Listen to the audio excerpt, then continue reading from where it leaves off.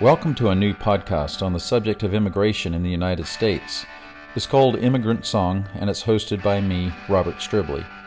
In each episode, we'll discuss a specific and timely topic on the subject of immigration.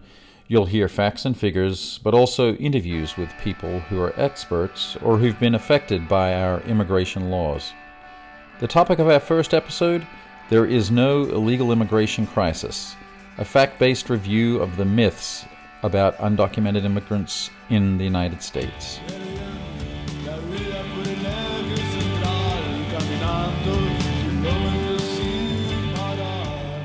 Unless you've been living under a rock for the last 2 or 3 years, you know that Donald Trump built much of his candidacy for the presidency and his resulting presidency upon the idea that we're threatened by an immigration crisis. Therefore, he claims we need to, quote, build a great wall on our southern border to keep illegal immigrants out of the country. And he originally said we need to deport over 11 million undocumented people as well. But there is no such crisis. Not only is there no illegal immigrant crisis, but the data to prove this is particularly easy to find, if you bother to look for it. Let's review some common myths about illegal immigration then, and see what the facts are, backed by data.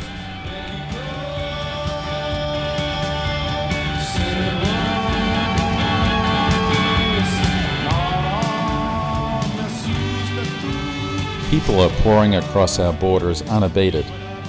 That's a direct quote by Donald Trump. It's also completely false.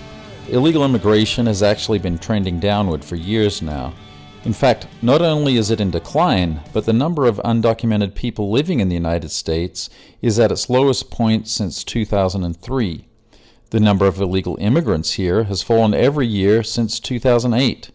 And according to the most recent Pew Research Center estimates, the number of undocumented immigrants from Mexico specifically continues to decline. Yes, there may be about 10.7 million illegal immigrants in the United States as of 2016, but in 2007 there were 12.2 million. So there's no invasion, there's no crisis. Illegal immigration is demonstrably in decline. But you'd never guess this listening to Donald Trump. It's worth highlighting too then that we don't have hordes or swarms of illegal immigrants crowding our borders either. Historically, people have used such terms because they trigger images of cockroaches and other insects, a sadly effective trick of language deployed to dehumanize other human beings. In the 1800s, for example, critics of Jewish immigrants spoke of unassimilable immigrant hordes. And in 1912, the Protestant pastor A.E. Pattern wrote the following: "For a real American to visit Ellis Island and there look upon the Jewish hordes, ignorant of all patriotism, filthy, vermin-infested, stealthy and furtive in manner, too lazy to enter into real labor, too cowardly to face frontier life, too lazy to work as every American farmer has to work, too filthy to adopt ideals of cleanliness from the start, too bigoted to surrender any racial traditions or to absorb any true Americanisms, for a real American to see those items of filth, greedy, never patriotic stream flowing in to pollute all that has made America as good as she is to awaken in his thoughtful mind desires to check and lessen this source of pollution." End quote. Pretty frightening stuff, isn't it? And when you hear people refer to immigrants as hordes or swarms, that's the sort of virulent prejudice they're tapping into. We'll explore this issue of language and immigration in much more detail in a future episode. Public reports routinely state great amounts of crime are being committed by illegal immigrants. That's another direct quote from Donald Trump. But it's this following speech on the topic that has perhaps become his most notorious. When Mexico sends its people, they're not sending their best. They're not sending you. They're not sending you. They're sending people that have lots of problems, and they're bringing those problems with us. They're bringing drugs, they're bringing crime, they're rapists, and some, I assume, are good people. If that was Trump's best-known foray into xenophobia, he has, of course, made statements like this repeatedly, distinguishing himself from any president in recent history, Republican or Democrat. Furthermore, one of the most appalling aspects of the Republican convention was the way its planners used the grieving families of murder victims to repeatedly generalize that undocumented immigrants are murderous criminals. This sort of conflation of immigrant and violent crime is as old as immigration itself. You can find magazines from the 1800s even vilifying Irish immigrants as criminals and terrorists, for example. The truth? Immigrants, regardless of their nationality or their legal status, are less likely than the native U.S. population to commit violent crimes or to find themselves in jail. Furthermore, a 2007 study by the American Immigration Council shows that for every single ethnic group, incarceration rates among young men are the lowest amongst immigrants. Even more specifically, a 2015 study by the Council shows that when researchers separate undocumented immigrants out from documented workers, they found that undocumented immigrants specifically were less likely to commit violent crimes than their native-born neighbors. In fact, the Council concluded, unauthorized immigrants in particular have even more reason to not run afoul of the law given their risk of deportation that their lack of legal status entails. But the terminological sleight of hand inherent in the government's definition of criminal alien perpetuates and exacerbates the fallacy of a link between immigration and crime. It's also important to note that even if the rate of violent crime amongst undocumented immigrants is higher in some locations, that doesn't disprove the data showing the rate is lower overall. In fact, articles on some right-wing websites such as Breitbart have radically exaggerated these crime rates in some larger cities. If you search for the article by Tom Tancredo I'm referring to, which has repeatedly gone viral, you'll also note that Breitbart has never corrected the clearly inaccurate misinformation they've published. I'm sure that's not accidental. So that conflation of undocumented immigrants equals violent criminals that we saw at the GOP convention and that Trump doles out every day was myth-making of the highest order. Non-factual propaganda devised purely to generate fear amongst American voters. We'll cover this issue too in much more detail in a future episode. We should also touch on the myth that we're not deporting enough undocumented immigrants. In fact, the number of deportations of undocumented immigrants grew significantly under President Obama. Immigration and Customs Enforcement, aka ICE, data shows actually that more people had been deported each year under Obama than under any previous president. For example, DHS reported 438,421 people deported in 2013. The previous record was 358,886 within the fiscal year of George W. Bush's last year in office. Obama did issue an executive order to slow these deportations, but it was suspended by U.S. District Judge Andrew Hannon.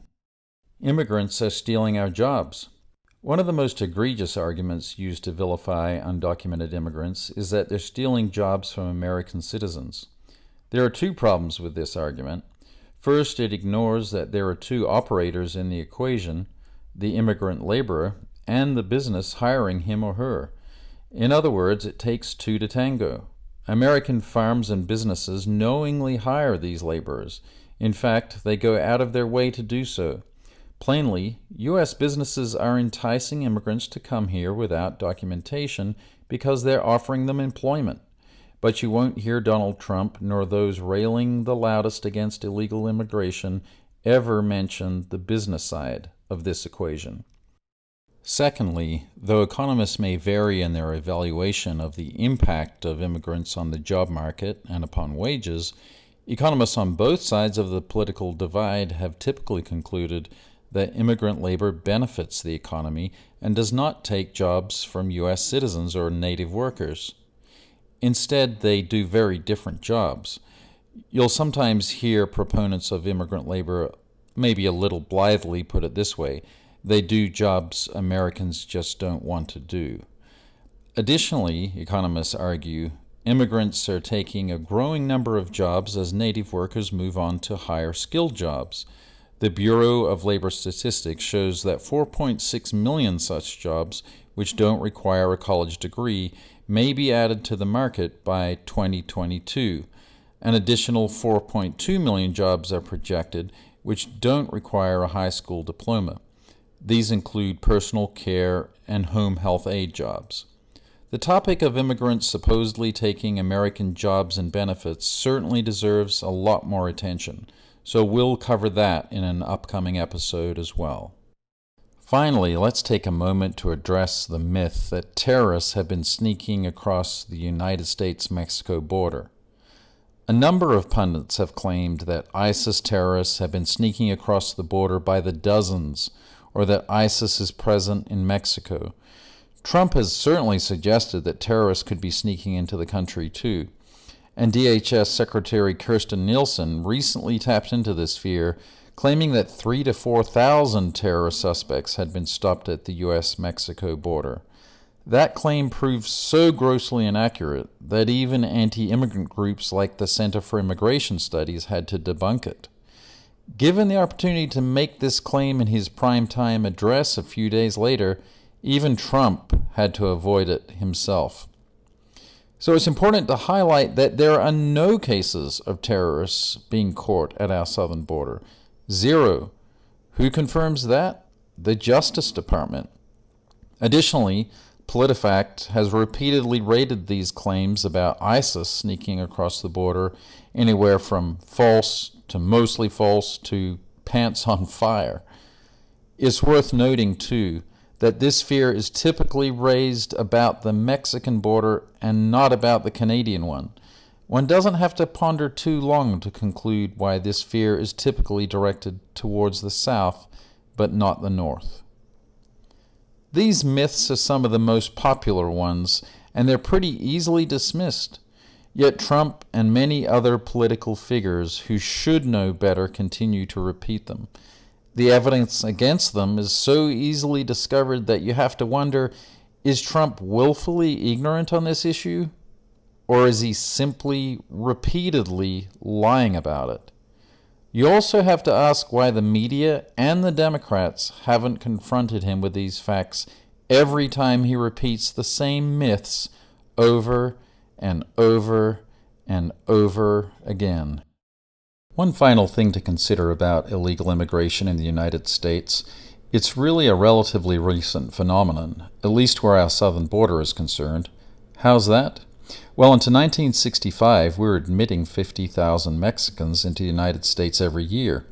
These migrant workers were even given a tax ID code at the same time, much like a social security number. That year, however, Congress scrapped the existing visa system, with the good intention of limiting discrimination against Asians and Africans, and they limited all countries to 20,000 visas per year. So although we share 2,000 miles of border with Mexico, and they have a population of some 130 million, and they are our second largest trading partner, Mexico gets the same number of visas as the most remote countries on the planet. We created this problem, and we haven't done enough yet to alleviate it. And in 2019, unfortunately, some of people's most deep-seated resentments and firmly held prejudices are preventing us from making any progress on the issue. And Donald Trump, he's not helping.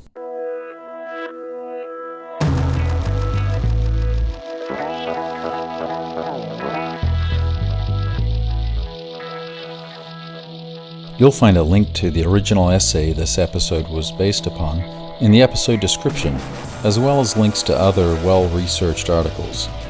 If you like what you heard in this episode, feel free to support the podcast on Patreon. Your support will help make this a better project, whether it means purchasing better equipment to record the facts or traveling to hunt them down in person. For more information, visit patreon.com/Immigrant Song. You can also follow this project on Twitter or on Facebook. Just search for Immigrant Song. Our opening music is Mexico City Blues 2 by Los Negretes. Our closing music is A Meditation on Flight by Alpin. This has been Robert Stribley. Thanks for listening.